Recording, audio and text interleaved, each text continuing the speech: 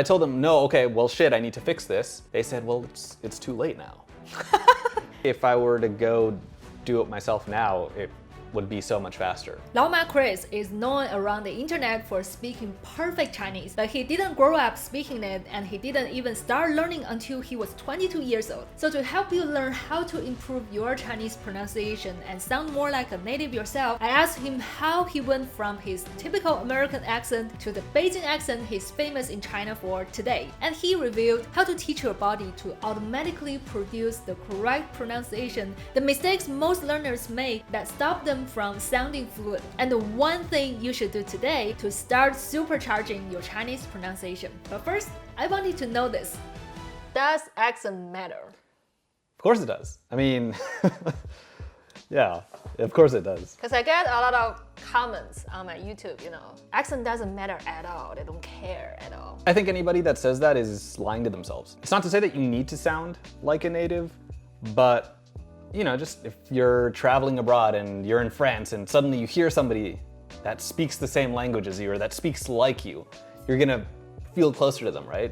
So when you're learning a foreign language, it's the same thing.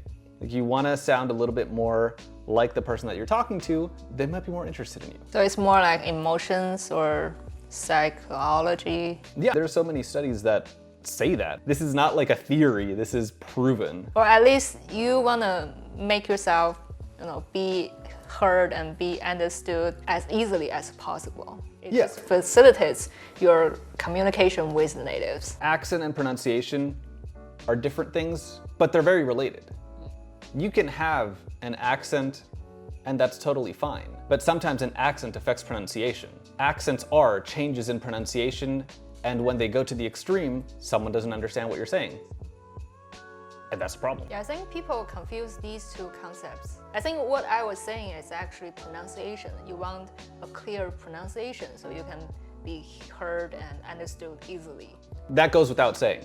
Your pronunciation has to be correct. I think accent is a step above that. Like, do you want to sound like you're from Beijing? Do you want to sound like you're from Shanghai? Do you want to sound like you're from Chengdu? Accent will take you up a notch, but you need to have good pronunciation. But that's usually the part that all language teaching, not just Mandarin or English, all language teaching, that's just the missing part. Yeah.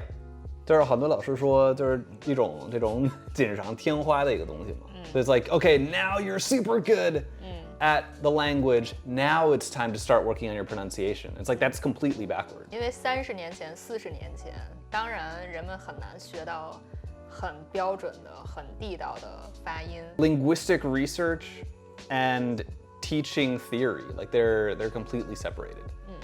So there's so much stuff out there of, YouTube polyglots or whatever, the things that they do, which a lot of them are very good.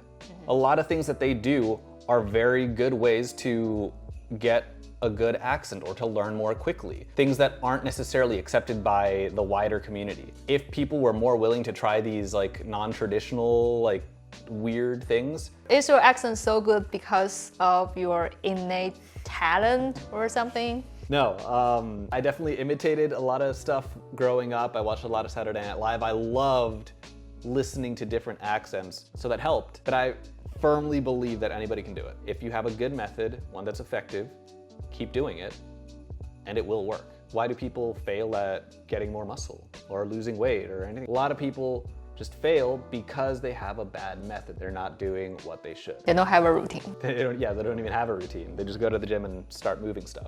Like one of my students said, not always like practice makes perfect. Like maybe many people believe good practice makes perfect. Yeah. Bad practice makes horrible things. All practice does is help solidify whatever you're doing. But if you're doing the wrong thing, it's a problem. Did you always have this super good Beijing accent? 当然不是呀。Wow. No, 就是怎么说呢? Okay, I'm not sure what language to speak. No, of course not. I mean, I started learning Mandarin when I was an adult, and I was 22 at the time.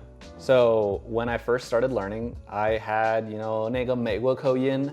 我真的很想听你说那个口音。10年前的那个。就是真的，不是假装，不是现在假装。美国口音. Or I think it was about 9 months into my time in China that I actually had this kind of slap in the face moment where I felt like I was pretty good at Chinese. And then one of my teachers was telling me, he's like, yeah, you're pretty fluent, but you know, your tones are all over the place, and you know, most of them are wrong. I mean, at least the teacher told you that. Yeah, you know, 9 months into it, when I told them, no, okay, well, shit, I need to fix this, they said, well, it's too late now. It's like, what do you mean? What do you mean it's too late now? It's only been 9 months. Like, 哦，就已经巩固了，而且呢，你现在已经23岁，就，哎，那个关键期已经过去了。That's harsh. Okay. Yeah, I was like, well, shit. Okay, no. 大山 started when he was 18.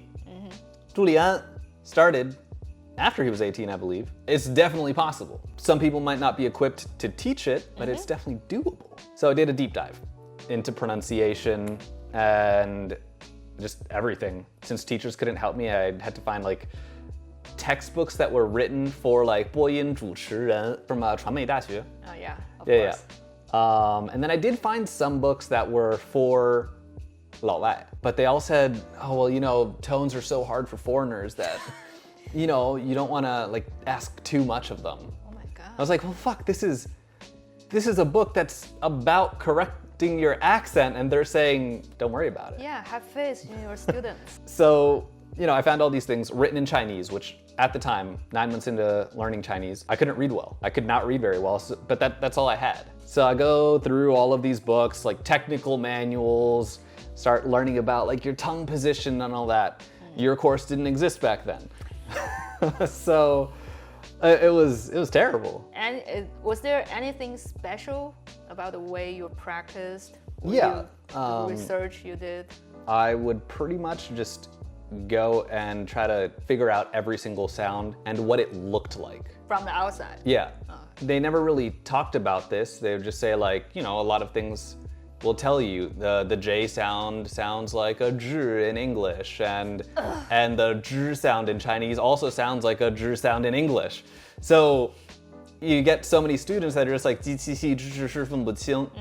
But if somebody knew, like, okay, all you have to do is put your tongue down this way, your tongue curls up, this part is kind of touching your upper teeth. All of a sudden, you can make the 机器系 sounds, even though you've never done it before, even though you maybe don't even speak Chinese. All you have to do is know what your tongue does, know what your lips do, how wide do you open your mouth, and it's there. I'm so pissed off when people say, or some teachers say, oh, the 支持师 and 机器系, they're pretty much the same. And the G is like English J in Jeep. It's horrific teaching. I want to say it's not their fault, but it's just like, if all the materials that you're using to learn how to teach don't cover this, then you're not going to be good at it. Unless you, for whatever reason, are a weirdo like me and you really... Not me. Yeah, you want to just like dive into it. So, I mean, I did that. I started off with those type of things, and it was all about individual sounds initially. Yeah. And I remember like one of my teachers just told me, like I was trying to learn the word 完全 and get it right. I couldn't get the Q. So I'm saying like 完全 and she's just like 完全 and I'm just like 完全. We just went back and forth, 完全, 完全, 完全, 完全. But she couldn't tell me like what to do. Yeah. So I'm just sitting there like, I'm going crazy. You know? I think that's most Chinese teachers teach pronunciation. They just repeat over and over and expect students just figure it out. You hear the wrong one and they give you the right one, but they don't tell you how to do the right one. I had to figure that out by myself. Sounds and then words and then moved into sentences. But I didn't really spend too much time on like longer passages until significantly later. You definitely want to start with the tones or individual sounds first. Yeah. And then try the longer, bigger units. And especially if you look at the higher frequency stuff. Yeah. Like so many people just want to learn everything. I want to learn all of these words, all of these passages, all of these conversations. But if you start with the most common stuff, it's going to give you way more bang for your buck. And you just keep drilling that until it becomes automatic. What about TV shows? I mean, TV shows are amazing, but we'll talk about that in a bit. Okay. I did a lot with them, but you have to start with the small stuff. Like what? So those sounds, and then I did do like a lot of weird, no. I did a lot of weird shit. So you did weird stuff too. Yeah, so this one isn't that weird, but just tongue twisters, a lot of them. But most people get it wrong. They learn tongue twisters and all of a sudden they're just like trying to just super speed, go really fast. But that's not how you should be using them. You should be using them to get to that like precise level where you know every single sound is correct. 800标兵奔北坡，扒了摆了，标了兵了，奔了北了坡。You don't need to go fast. Yeah. Slow, the speed comes later. Once it starts to become a bit more, I guess, ingrained in your muscle memory and all that. Yeah, but that takes a long time. And most people maybe don't have the patience, or they just don't trust they can do it, or for whatever reason.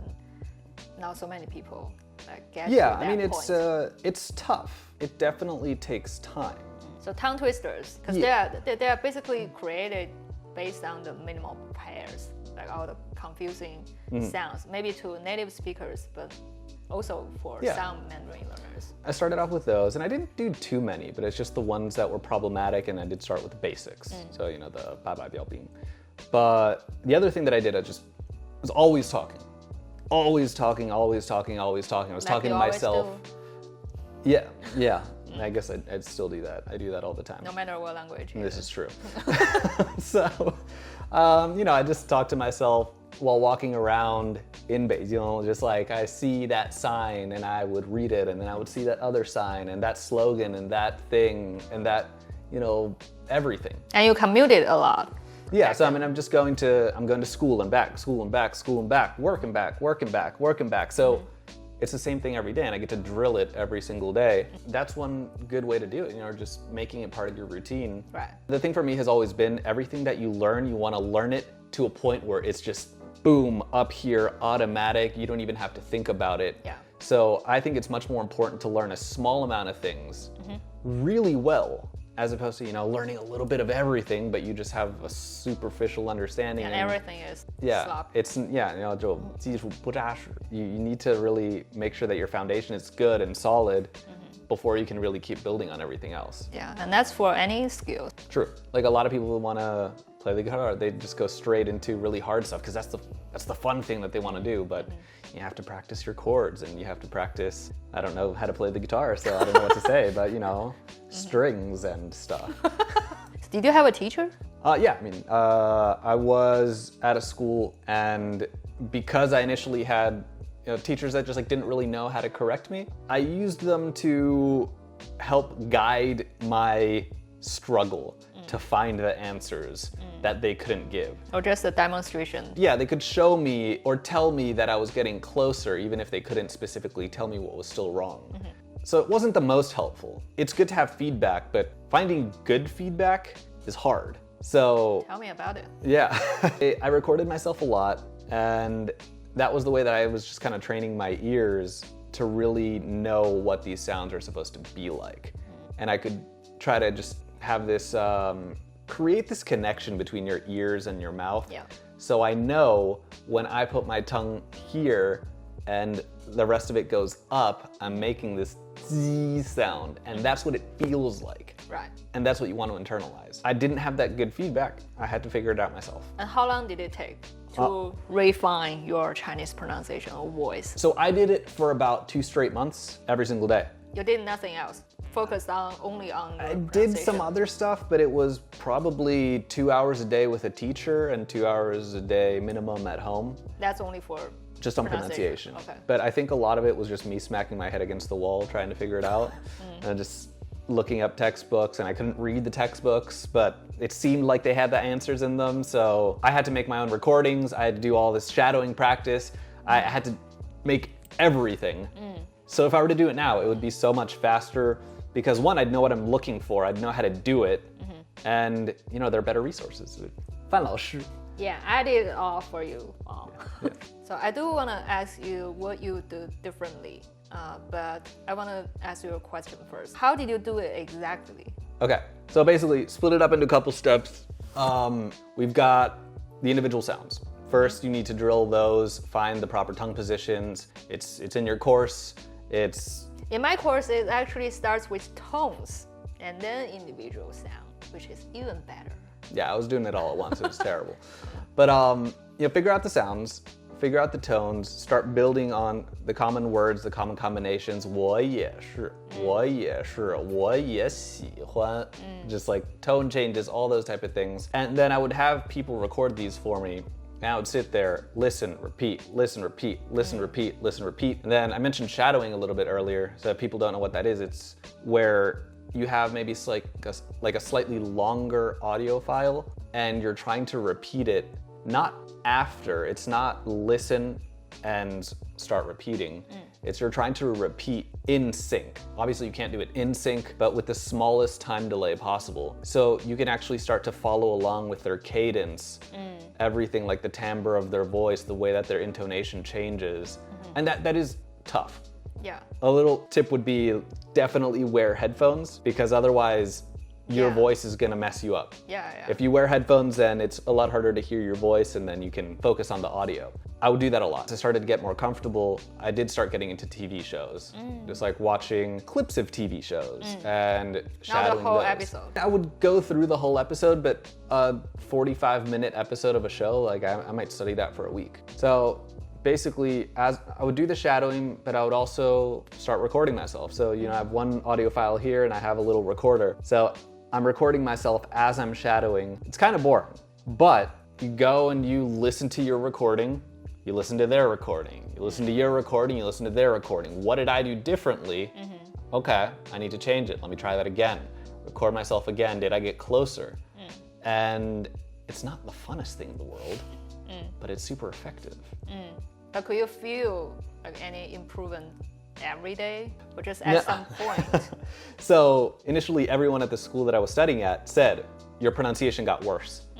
Because you spoke slower. Yeah, I was speaking more slowly, more deliberately. I was changing everything, so it just didn't sound as fluid as it did before. So I felt like I was on the right track, so I just kind of kept going.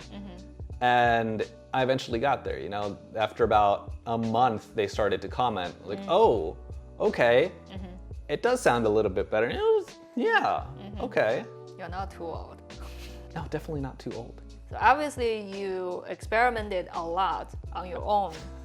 So if you were to start it again, do it all over again from scratch, what would you do differently? Oh man, so much.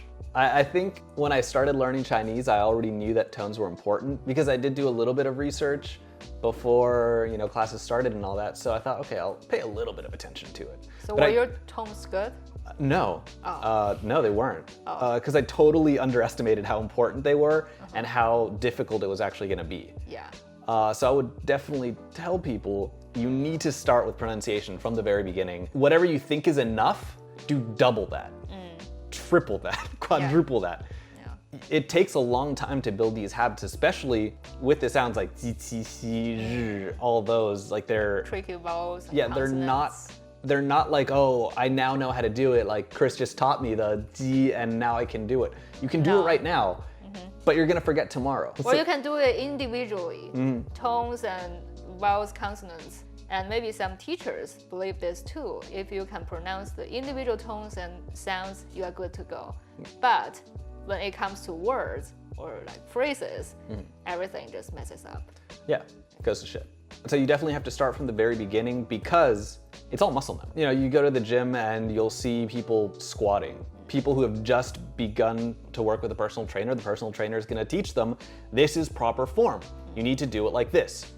And then you see all these people who have been working out for years and their squat form is terrible or their bench is terrible. And it's really hard to change once you've built those habits, especially because you feel like, oh, my Chinese is already so good, or oh, I'm pushing so much weight. It gets so much harder at that point because it's a little bit of ego too, because you have to slow down how you're speaking. So if you start right from the beginning, build healthy habits, proper habits, you're gonna go a lot further. Because we are in 2023, we definitely have a lot more efficient way to learn this language, to learn Mandarin. Not like my English accent. Like I started learning English 30 years ago. It was a different world. Or that there weren't any Laoma in China. No. And all my teachers had super thick Chinese accent, Beijing accent. It is tough, but there's so many things that people can do now. I would start watching TV shows earlier. I Like would say authentic TV shows? yeah, you know, stuff that's made for Chinese people. I watched a lot of 非诚勿扰. Explain what 非诚勿扰 is. So 非诚勿扰 is a very terrible dating show. Hey, it was the most popular show. 24 girls and one guy, and they turn their lights off or leave them on if they like him, and then hopefully at the end the guy matches with somebody. But it's great because it's young people using real language and speaking the way that young people do. So it was a great show to learn real vocabulary and the way that people were speaking in real life, and I imitated Meng Fei a lot. So that's your language idol. Yeah, partially. I mean, so that's another thing. I would say try to find a language idol as soon as possible. So what is a language idol? Is just someone whose voice you like the sound of. The timbre of their voice is similar to yours. I have a slightly deeper voice, so Meng Fei doesn't necessarily have a super deep one, but I just liked the way that he spoke. But then I found Jiang Wen. So I just really liked the way that he spoke. So just finding that language idol and just finding a lot of materials of this person speaking. Interviews are great. Interviews are really good. Yeah. And you can just keep shadowing, imitating, just try to like become this person, their body language, everything. Yeah. Just study that, and then it starts to just feel like, I don't want to say that it's inauthentic, you know, it just starts to be a little different version of you. Yeah, definitely. We could talk about personality in different languages for hours, but I think that everybody will be a little bit different just because of their experience, you know, the background that they have. For me, it was Jiang Wen, but you got to find that language idol and just imitate that a lot. And that actually reminds me of something, because my student Na Ran's movie Fengshen is hitting the theaters in North America. So when my best friend in my high school, my best friend went to watch the movie in a theater in China. She got goosebumps when she was watching that film, because when Na Ran spoke her lines in the movie, and my best friend just thought she was hearing me speaking. And I'm not sure like how much it is true, because I haven't watched the movie yet, but maybe there's some kind of that influence, I guess, over the past 5 years. Yeah, I mean, people, a long time. You start to speak like the person who you have the most contact with, right? Yeah. So that's why I would meet so many guys in China who were dating Chinese girls, and they would speak really cute, niang niang qiao, very dian. Or their pitch is just a little bit higher than their natural vocal range. I had some ABC friends too who essentially only spoke Chinese with their moms. So when they were speaking English, they would sound like me. 然后他们说中文的时候就是这样的. I'm just like, what? Just a good boy. Yeah, it's like, oh, 你好乖啊. It was weird. Yeah. But it totally impacts a little bit about your body language and your personality. Yeah. So are there any specific TV shows or recommendations? Yeah, so I mean, TV shows, you know, if you're at a slightly lower level, classic 加油儿女. For Beijing accent, I use that for one of my students. Yeah, I mean, there's a whole textbook for it too. All right, Yeah. So, you know, that anything that's set in, say, like the city in present day, Beijing, Shanghai, these type of places, like family life. Yeah, younger people, family life, all that type of stuff, I think is great. There weren't that many of them when I was learning. Yeah, but now there are a bunch. Yeah, so for me, it was 非诚勿扰, and now also rap. Like I would listen to a lot of 爽字. 在北京, rap is great because it kind of keeps the tones a little bit more than normal music. Some rappers watch my videos. Anything that you're willing to watch over and over again. I think the best materials, the best textbook or study stuff is just the thing that you're willing to repeat over and over and over again, and you won't get really sick of, which is why so many Chinese people watch Friends, you know. You watch it 10 times and you don't get sick of it. There are just not so many good sitcoms in Chinese, but I think like maybe something the language is easier, like high school romantic drama, coming of age. And actually, in recent years I really like reality shows. Like reality shows are very good. Yeah, the language is super natural. It cannot be more natural. Just natural interactions between people, and that's so good. All right, so final recommendation. All I would say is trust the process. Like you will feel sometimes like you're either getting worse or you're not really making progress. But if you feel like you have a good method, mine is not the only way to learn. If you're doing it the way that I did, if you're learning with Rita's course, if you trust what you're doing is a good method, keep doing it even when you're frustrated, and you will break through those barriers, those plateaus, and get where you want to go. Awesome. Yeah. And sign up for Rita's course. Yeah. September 18th, new boot camp. Yeah. Peace. 真的就这样结束吗？